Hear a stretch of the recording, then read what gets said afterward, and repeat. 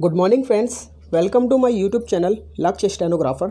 आज मैं आपको यहाँ पर हिंदुस्तान न्यूज़पेपर की संपादकीय बोलूँगा, जिसकी गति होगी 100 शब्द प्रति मिनट, जिसका टॉपिक है उचित मौद्रिक पहल। अगर आप हमारे इस चैनल पर नए हैं तो प्लीज़ चैनल को सब्सक्राइब और वीडियो को लाइक एंड शेयर ज़्यादा से ज़्यादा करें। तो आइए डिक्टेशन स्टार्ट करते हैं 5 सेकंड बाद।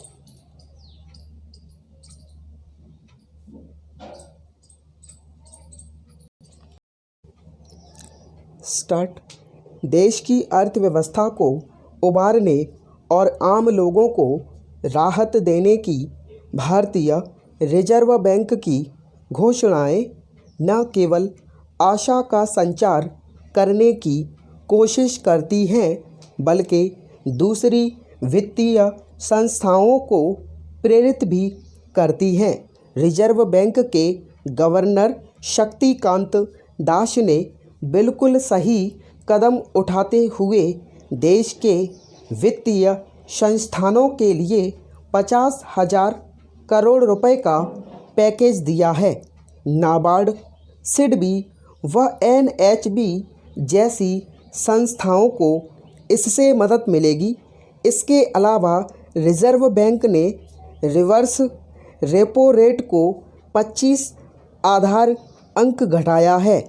मतलब अब बैंक जब रिजर्व बैंक में धन जमा करेंगे तो उन्हें महज 3.75% का ब्याज हासिल होगा। ऐसे में बैंक अपना बचा हुआ धन रिजर्व बैंक में जमा करने की बजाय बाज़ार में लगाना पसंद करेंगे। रिजर्व बैंक यही चाहता है। कुल मिलाकर रिजर्व बैंक की कोशिश है कि बैंक अपने संस्थागत और व्यक्तिगत ग्राहकों को आसानी से कर्ज दे ताकि अर्थव्यवस्था में तेज़ी आए। क्या रिवर्स रेपो रेट घटने का वाकई लाभ होगा? क्या बैंक नए मौद्रिक परिवर्तनों का लाभ उठाकर उसे अपने ग्राहकों तक पहुंचाएंगे?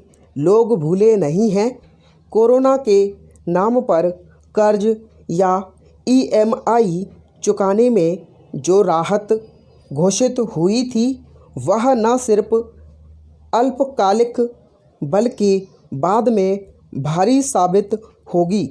अतः कोरोना के समय में ऐसे अनेक सवाल हैं जो भारतीय अर्थव्यवस्था के संवेदनशील विशेषज्ञों और आम लोगों को समान रूप से मथ रहे हैं। वैसे भी लॉकडाउन के समय में बैंकों को कामकाज बढ़ाने में कुछ ही सुविधा होगी। पूरा लाभ तभी होगा जब लॉकडाउन में ढील दी जाएगी और आर्थिक गतिविधियों में तेज़ी आएगी।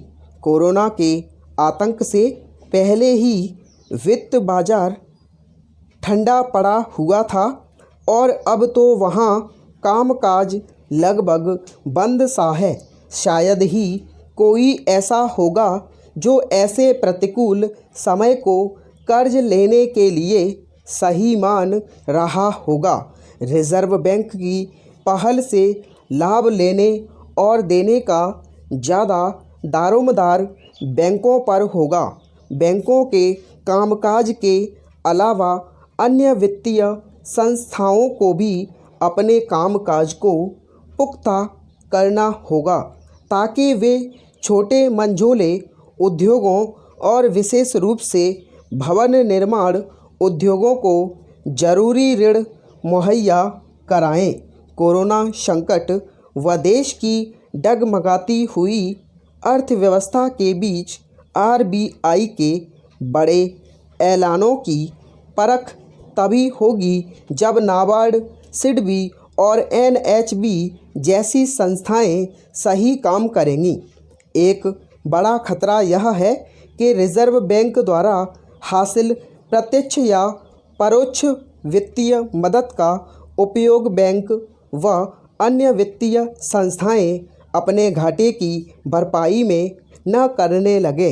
यह पहले भी देखा गया है कि रिजर्व बैंक या सरकार द्वारा दी गई राहत बैंकों या वित्तीय संस्थाओं के स्तर पर अटक जाती है, आम ग्राहकों तक पूरी नहीं पहुंच पाती हैं। जिस तरह से खराब कर्ज बांटकर देश के कुछ बैंकों ने खुद को और ग्राहकों को परेशान किया है, यह बात किसी से छिपी नहीं है। प्रमुख सरकारी बैंकों के कामकाज की चिंता निंदा सरकार में उच्च स्तर पर भी हो चुकी है। स्टॉप।